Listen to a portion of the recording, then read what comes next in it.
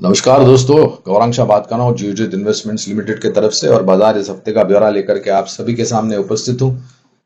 इस सोमवार की सुबह करीबन 10 साढ़े 10 बजे का समय हो रहा है और बाजार में जो हमने निचला स्तर शुरुआत में देखा था वहां से काफी अच्छी रिकवरी ऊपर की तरफ आती हुई दिखाई दे रही है। पिछले हफ्ते भी आपने देखा होगा, शुक्रवार को थोड़ी बहुत गिरावट थी, मामूली सी गिरावट, और ये गिरावट शुक्रवार को निरंतर पिछले 10-12 दिनों से जो ऊपर की तरफ के दायरे देख रहे थे उसके पश्चात ये गिरावट शुक्रवार को आई।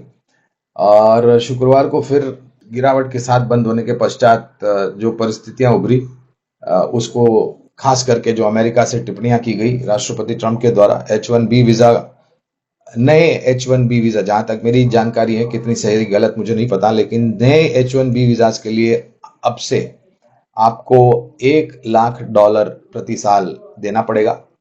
और जब भी ये रिन्यू होगा तब आपको $1 लाख देना। उसके कारण अमेरिका में स्थापित आईटी कंपनियां जो भारत नागरिकों को कामकाज दे रही थी आईटी क्षेत्र में, वहां पर थोड़ी बहुत असमंजस परिस्थिति और खर्च ऊपर जाने की पूरी पूरी संभावना प्रत्येक कर्मचारी जो अभी से H1B वीजा लेकर के अमेरिका में दाखिल होंगे। तो दोस्तों, इस परिस्थिति को लेकर के आज शुरुआत तो काफी नकारात्मक हुई। आईटी क्षेत्र की सूचकांक और आईटी क्षेत्र के शेयर्स काफी नीचे थे, लेकिन तत्पश्चात मेरे ख्याल से बाजार में भी थोड़ी बहुत खरीदारी आई है और आईटी क्षेत्र के सूचकांक में और आईटी क्षेत्र के शेयर्स में भी आप देखें तो खरीदारी आई है।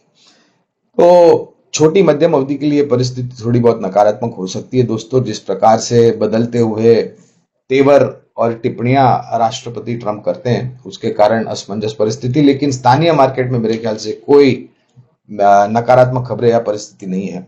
आगे बढ़ने से पहले क्षमा चाहता हूं। हमारी कंपनी जियोजित इन्वेस्टमेंट्स और मेरी तरफ से आप सभी को नवरात्रि की बहुत सारी शुभकामनाएं। माता रानी से प्रार्थना है कि आप सभी का स्वास्थ्य बनाए रखे और आपको खुश और खुशहाल रखे। तो बाजार में एक तरफा तो शुक्रवार के बाद शनिवार रविवार को ये जो टिप्पणी हम राष्ट्रपति ट्रंप ने की H1B वीजा की फीस को लेकर के, और आज 22 सितंबर है दोस्तों, आज से नया अवतार जीएसटी का 2.0 लागू हो गया है और इसको लेकर के काफी सारे क्षेत्र की कंपनियों के मैनेजमेंट ने अलग अलग प्रकार की टिप्पणियां करी है, सकारात्मक, और उसके साथ साथ भारत सरकार के जो मंत्री मंडल है उनके तरफ से भी काफी कुछ टिप्पणियां इस नए अवतार को लेकर के की गई है।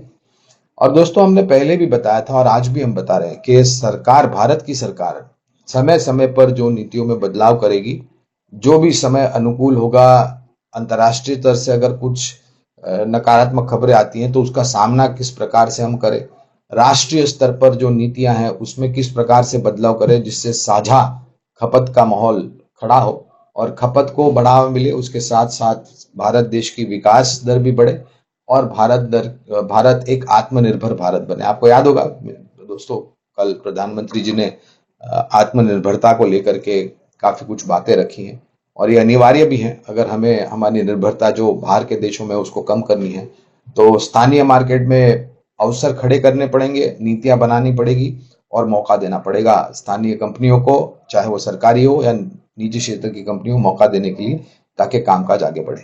तो दोस्तों, हमारा ये मानना है कि ये जो सरकार के तरफ से बदलाव है ये यहाँ पर नहीं रुकेगा। जब कभी भी आवश्यकता होगी तभी तभी मेरे ख्याल से सरकार अपनी नीतियों में बदलाव करेगी और नई नीतियां लागू करेगी और जिससे साझा करार खपत को लेकर के खड़ा हो। तो मैं ये बात आपके सामने रखना चाहता हूं कि ये जो खपत का क्षेत्र है ये दो हिस्सों में बटा हुआ है। एक तो वो चीजें जो आपको रोजमर्रा सेवन करनी पड़ती है, इस्तेमाल करनी पड़ती है, ये एक भाग हो गया। दूसरा भाग है ऐसी चीजें जो आप अभी खर्चा नहीं करते हैं लेकिन भविष्य में खर्चा करते हैं, जैसे consumer durables, white good appliances, यानी कि AC, refrigerator, television, microwave, washing machine, laptops, computers वगैरह बनाने वाली कंपनियां।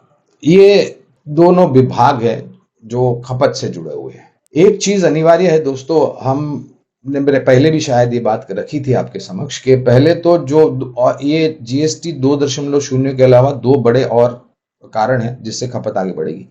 एक पहला तो है, वित्त मंत्री जी श्रीमती निर्मला सीतारामन जी ने बजट में 12,75,000 तक अगर आप कमाते हैं तो आपको कोई कर नहीं भरना है, कोई किसी प्रकार का टैक्स नहीं भरना। उसके पश्चात जुलाई में जिस प्रकार से मौसम विभाग ने अनुमान लगाया था, और अब क्योंकि बारिश धीरे धीरे करके छट रही है, तो कुल मिलाकर के मौसम विभाग ने और मेट डिपार्टमेंट में और स्काईमेट ने जो आंकड़े रखे हैं भारत में जिस प्रकार से बारिश हुई और जिस प्रकार से बारिश का फैलाव हुआ, उससे कृषि उत्पादन ऐतिहासिक ऊंचाई पर जाने की पूरी पूरी संभावना है। हाँ, ये बात सही है कि कुछ देशों में और प्रदेशों में काफी भारी बारिश हुई जिसके कारण कृषि पैदावार को नुकसान भी पहुंचा है, लेकिन एक समीकरण जो आया है सामने वो है कृषि पैदावार ऐतिहासिक स्तर पर। अब कृषि पैदावार ऐतिहासिक स्तर पर तो जाहिर है जो हमारे ग्रामीण और मध्यम ग्रामीण इलाके हैं और जो ज्यादा निर्भर हैं कृषि क्षेत्र पर, हमारे किसान भाई बहन, उनकी आय जो है वो बढ़ेगी और उनकी जो मांग है वो भी अलग स्तर पर जाने की पूरी पूरी संभावना है। तो हमें लग रहा है कि एक तो ये 12,75,000 की छूट, उसके साथ साथ अच्छी बारिश, कृषि पैदावार अच्छी, ऐतिहासिक स्तर पर आंकड़े, जिससे कृषि क्षेत्र में जो लोग कृषि क्षेत्र से जुड़े हुए हैं उनकी आय में वृद्धि होने की संभावना, और उसके साथ साथ अब ये जीएसटी 2.0 में काफी सारी चीजों के दाम जो है, जो दर है जीएसटी के, वो घटाए गए हैं। और ये पूरा समीकरण जो है दोस्तों, ये सकारात्मक रुझान लेकर के आएगा, लेकिन ये एकदम से नहीं दिखेगा आपको। ये हमारा आकलन कहता है कि अक्टूबर, नवंबर, दिसंबर से ये गति जो है वो आगे बढ़ेगी और खपत को लेकर के आंकड़े सकारात्मक आएंगे। तो क्षेत्र काफी अच्छा लगता है। मैं आप आगे बढ़ते हुए मैं आपको सुझाव भी दूंगा कुछ कंपनियों के लगते जुलते क्षेत्र जीएसटी से कैसे फायदा हो सकता है, लेकिन उसके पहले स्तर बता देता हूं। निचले स्तर में हमारा मानना है निफ्टी स्पॉट का 25,200 और 25,300 नीचे की तरफ, 25,450 और 25,550 ऊपर की तरफ। अगर हम निर्णायक तरीके से 25,550 के पार जाकर के बंद देते हैं तो शायद 25,800 और 26,000 के आंकड़े भी देखने की पूरी पूरी संभावना हमें लग रही है। लेकिन इन सब समीकरण के साथ साथ दोस्तों एक चीज और कहना अनिवार्य होगा। अक्टूबर का महीना जल्द आ रहा है, 10 तारीख जल्द आएगी। 10 तारीख अक्टूबर से मेरे ख्याल से पहले पहले दूसरी तिमाही के नतीजे इस वित्तीय वर्ष के आना शुरू हो जाएंगे। अगर किसी भी प्रकार की नकारात्मक परिस्थिति दूसरे तिमाही के नतीजों में देखने मिली तो हमें तैयारी रखनी चाहिए नीचे के स्तर देखने के लिए, क्योंकि आखिरकार शेयर बाजार की सूचकांक, शेयर बाजार में कंपनियों के दाम एक और केवल एकमात्र चीज को ज्यादा महत्व देते हैं, वो है कंपनियों के नतीजे। अगर वो सकारात्मक आए तो बाजार आपको सकारात्मक रुझान देगा, अगर आंकड़े थोड़े बहुत नकारात्मक आए तो बाजार उसी तरह प्रकार से आपको नीचे की तरफ एडजस्टमेंट होता हुआ नजर आएगा। तो इस पर नजर बनाए रखिएगा दोस्तों, काफी महत्वपूर्ण होंगे दूसरी तिमाही के और तीसरी तिमाही के नतीजे। लेकिन इसके अलावा इंडिया विक्स 10.45 पर है और करीबन 4.80% का ऊपर के तरफ के दायरे। रुपए में डॉलर के मुकाबले 10 पैसे में कमजोरी, 88.19 का दाम है डॉलर का रुपए के सामने, और करीबन 10 पैसे की कमजोरी रुपए में डॉलर के सामने। कच्चे तेल में 67.10 dollars to a barrel Brent और 63.08 डॉलर प्रति बैरल नाइमेक्स का दाम चल रहा है। शायद थोड़ा बहुत नीचे आ सकता है कच्चा तेल इस हफ्ते में, ऐसा अनुमान है। और रुपए में दोस्तों हमने पिछले हफ्ते अगर आप देखें तो काफी बड़ी मजबूती देखी थी, काफी 88 के नीचे गया था, 87.80 था, लेकिन फिर वापस 88 के पार कमजोरी रुपए में डॉलर के सामने। विदेशी संस्थागत निवेशकों ने अब भी बिकवाली की है और स्थानीय संस्थागत निवेशकों ने, मैं एक आंकड़ा देख रहा था दोस्तों, 5 लाख करोड़ के पार की खरीदारी केवल मात्र जनवरी से अब तक खरीदारी की है, और हमें लग रहा है कि धीरे धीरे करके ये खरीदारी के आंकड़े और भी ऊपर जाएंगे। तो तब तक विदेशी संस्थागत निवेशक मन नहीं बना लेते हैं, तब तक मेरे ख्याल से हमें काफी कुछ सहारा स्थानीय संस्थागत निवेशकों की तरफ से आता हुआ दिखेगा, और वो आपको धीरे धीरे करके थोड़े बहुत नीचे की तरफ अगर बाजार आता है तो ये सहारा देने के लिए स्थानीय संस्थागत निवेशक आएंगे, जिससे नीचे की तरफ के दायरे काफी सीमित है। दो विकल्प ढूंढने से पहले एक डिस्क्लोजर देना काफी अनिवार्य होगा। जो भी निवेश लायक रणनीति आज हम इस वीडियो में आपके समक्ष रखेंगे, ये हमारी रिसर्च टीम की तरफ से। इसमें हमारी कंपनी जियोजित अथवा मेरा कोई निजी निवेश नहीं है, ना ही किसी प्रकार का वित्तीय लाभ हमें मिलता है, ना ही किसी प्रकार का कॉन्फ्लिक्ट ऑफ इंटरेस्ट। लेकिन इसी स्तर पर राय हम हमारे क्लाइंट्स को देते हैं, हो सकता है उनका निवेश हो। पहला विकल्प है, जैसे मैं बता रहा था, जीएसटी में बदलाव, नया अवतार 2.0। तो एक कंपनी, और मैंने बात की white good appliances consumer durable, तो एक कंपनी है वोल्टास लिमिटेड। दोस्तों, भारत में तो कामकाज है ही है, विदेशों में भी कामकाज भारी है। तो ये बनाती है ACs, window AC, split ACs, industrial ACs वगैरह बनाती है।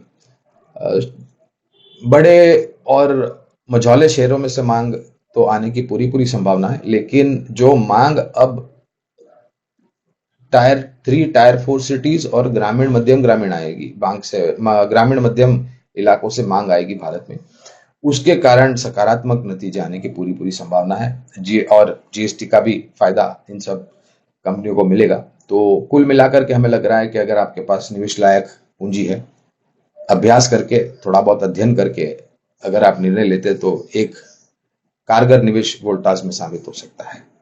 दूसरा विकल्प है लॉजिस्टिक क्षेत्र से जुड़ी हुई कंपनी, जो सामान का आवागमन करते हैं।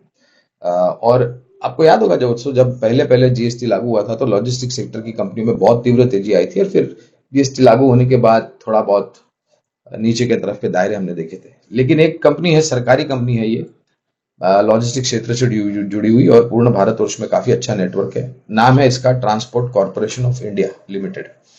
इस कंपनी पर बुनियादी दर के आधार पर खरीदारी की राय है, और हमें लग रहा है कि ये जो जीएसटी में कटौती हुई है, उसके कारण जो सामान का आवागमन होगा और मांग बढ़ेगी, उसके कारण इनके जो नतीजे वो सकारात्मक आएंगे। और अगर नतीजे सकारात्मक आए तो मुनाफा काफी मजबूत आने की संभावना, और उसके साथ साथ एक साझा प्रभाव सकारात्मक शेयर के दामों पर पड़ने की पूरी उम्मीद है। एक चीज ध्यान रखिए दोस्तों, ये दोनों ही विकल्प बुनियादी दर के आधार पर है। इस स्तर से पूरी ताकत मत लगाइए, धीरे धीरे करके निवेश कीजिए और गिरावट पर जोड़ते जाएं।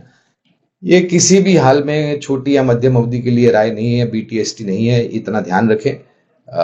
थोड़ा बहुत अभ्यास करें और फिर निर्णय लें अगर आपको निवेश करना है या नहीं करना है। लेकिन ये दोनों ही कंपनियां मेरे ख्याल से लाभ मिलेगा इनको, ये जो जीएसटी में बदलाव हुआ है उसके कारण। मेरी वाणी को अब मैं यहीं पर विराम देता हूं, आप लोगों से आज्ञा लेते हुए अगले सोमवार को मिलने की आकांक्षाएं रखते हुए आपसे विदा लेता हूं। हमारी बात शांतिपूर्वक सुनने के लिए आपका बहुत बहुत धन्यवाद।